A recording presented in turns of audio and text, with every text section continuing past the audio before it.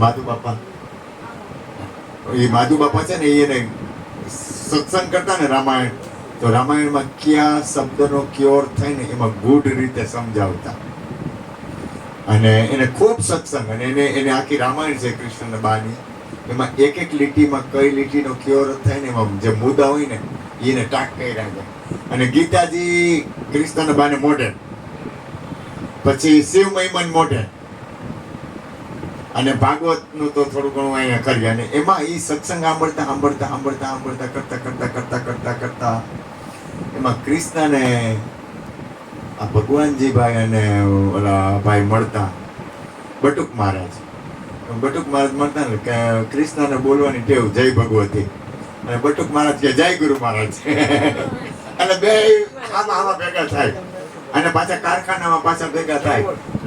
હા, એટલે એમાં એ કે બાપા કે તમે આ કે પણ મારા ગુરુ પાસે એક વસ્તુ સમજી ગયો, એમાં હરિજન, એટલે કૃષ્ણ તો એટલું બધું આમ રેણી પાડે ને કે એમાં કઈ હરિજન કેવા કોઈ હોય તો પેલા અડે નહીં. પેલા તો એવું બહુ હતું ને. એમાં એકવાર ગુરુ કૃપાથી એક માધુ બાપા હતા કૃષ્ણ, એમાં થયું ને એ આ ઉપદેશ લીધો ને પછી, ટૂંકમાં આગળ વધું છું, ઉપદેશ લીધો ને પછી કૃષ્ણએ ઉપદેશ લીધો, પછી એના બા બાપુજીએ ઉપદેશ લીધો. એટલે કૃષ્ણના બા છે ને એને આ ઉપદેશ હૃદયમાં ઉતર્યો કે આ માધુ બાપા આ વાત કરતા, મારે નથી નામ કે રૂપ, હું તો કેવળ બ્રહ્મ સ્વરૂપ. અને એને ટૂંકમાં પૂર્વના સંસ્કાર, સત્સંગના સંસ્કાર, અને એમાં હરજીવન બાપાનો ઉપદેશ આવ્યો. એટલે આ લોકો વાત કરે કે બાપાની વાત સાચી છે. આ વાત કરે છે ને એ આપણને પેલા ખબર નહોતી કે આત્મા કઈ રીતે છે, કેમ છે, આપણું ઘર કયું, આપણે શરીર છોડીને ક્યાં જવાનું છે, ક્યાંથી આવ્યા, ક્યાં છીએ આપણે, એને નિશ્ચય બળ થયું. જે રામાયણ અને ગીતાનો જે સત્સંગ હતો ને એ હરજીવન બાપાનો ઉપદેશથી એને નિશ્ચય આવ્યું. નિશ્ચય એવું ને એમાં માનું ભજન તો એનું કૃષ્ણને બાજે ને મગજના ક્રોધી, મગજના હાવ ફાટે તો એકદમ હાચા. હું મેં એની જીવન જીવવું છે એટલે હું કહું છું. અને એકદમ આમ જેને કહેવાય કે કાંઈ ઘટે નહીં એવા. એમાં ગુરુ મારા ઉપર એને છે ને, હું એમ કહું ને લાવો મારી હાથ ચાલુ, તો કે તું મારો હાથ છે નો ચાલે, હું આમ કરું ને એટલે મારો હાથ ચાલે ને પછી હાલે. એને હાલવું હોય ને એટલે મારો હાથ ચાલીને પછી હાલે. તું મારો હાથ ન ચાલી શકી તો હું તારો હાથ ચાલુ, એમ એટલા તાકાત વાળા એમ. પ્રેમ, બહુ પ્રેમ. અને હું પગ ડાબતો મારા, એટલે મારા ઉપર કૃપા, ખબર નહીં આ ઘરની મારા ઉપર બહુ કૃપા. હા, ખીચડીમાં ઘી એને જોઈએ એમ છે, આપણે નાખીએ એમ ન હાલે. આમ મગજ ના ગરમ, હાવ હાચા. એમાં ગુરુની કૃપાથી મને તો આ ઘરની બહુ સેવા મળી છે. મને હું મારા જીવનમાં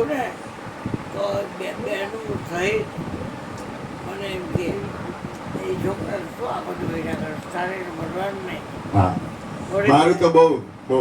અને એમાં કૃષ્ણના બા અને જો એક વસ્તુ યાદ રાખો, ગુરુ કૃપાથી બોલું.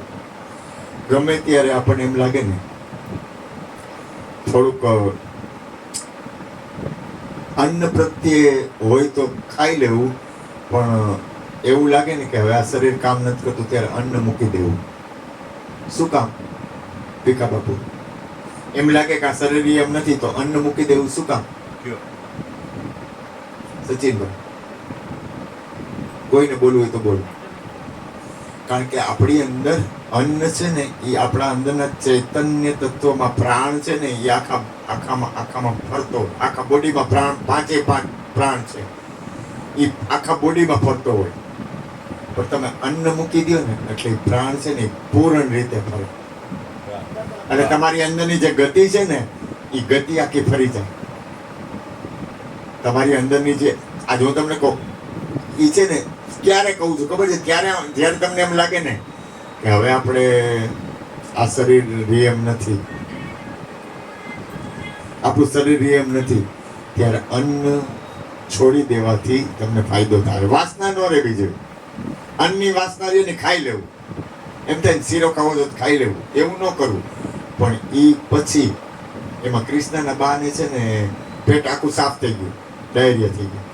આખું પેટ સાહેબ, આખું બોડી મારા કરતા વધારે હાડપિંજર, અને એમાં એને સુખમણા ચાલુ થઈ ગઈ, અખંડ સુખમણા, 24 કલાક સુખમણા રહે, સુખમણા 24 કલાક, બે સુખમણા જ, સુખમણામાં જ. અને એમાં એની મારી બહુ અંતરની જેમ જેમ બનેલી વાત કરું, એમાં એને આ રક્ષાબંધન આગલે દિવસે ઉપેનભાઈ ને બીજા ભાઈ બધા આવ્યા હતા, એ બધા કે અમે જાય, તો બધા એને આશીર્વાદ આપ્યા.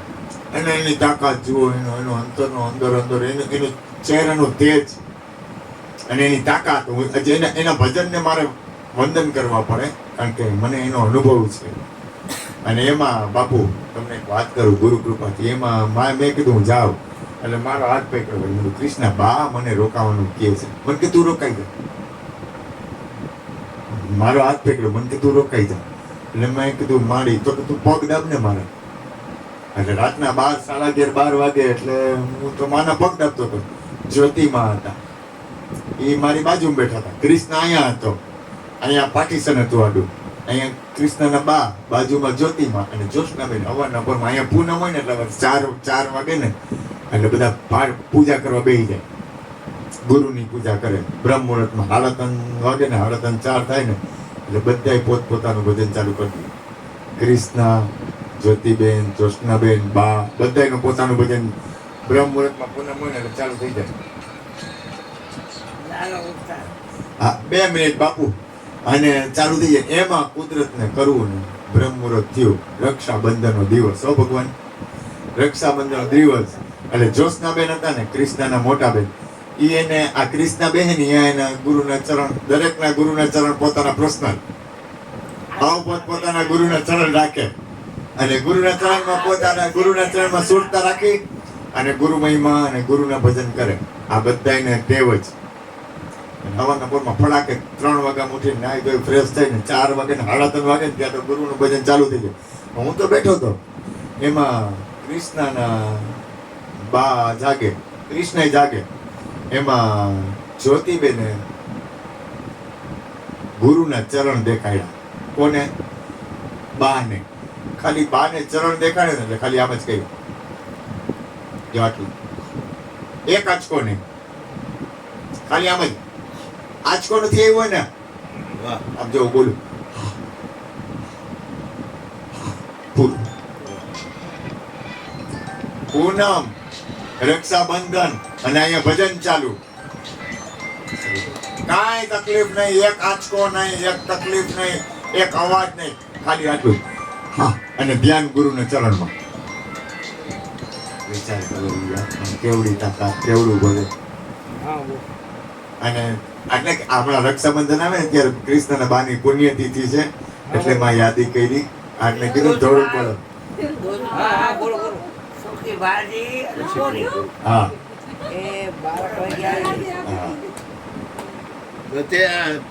રક્ષાબંધન આગલે દિવસે પ્રોગ્રામ રાખ્યો તમારો, તમે કેમ યાદ નથી?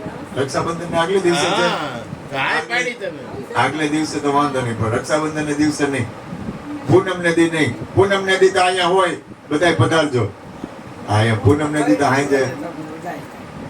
તો આમાં બાની તિથિ અહીંયા ઉજવી નાખીએ આપણે. ના આગલે દિવસે કરશું આપણે, કાંઈ વાંધો. આગલે દિવસે કરશું, બાકી આ પૂનમ ને દી અહીંયા બપોર 4 થી 8 બધાને કહી દો. હા, એ પૂનમ ને આગલે દિવસે 4 થી 8, 27 તારીખ બુધવાર, 27 તારીખ બુધવાર, ભજન ને ભજન, ભજન. એટલે ગુરુવારે આ પૂનમ ગુરુવારે આવે છે. હા, શુક્રવારે છે ને? શુક્રવારે અમારે કહેતા હતા તો ગુરુવાર. રક્ષામાં 27 તારીખ યાદ રાખો. આપણે તમારી 27 તારીખ બુધવાર છે ને? ગુરુવાર રક્ષાબંધન તો 29 ગુરુવાર. હા, તો મને ખબર હતી ગુરુવાર. ટૂંકમાં રક્ષાબંધન ના આગલે દિવસે છે ને? 27 તારીખ કયો ને? હાલો હરી 27 તારીખ.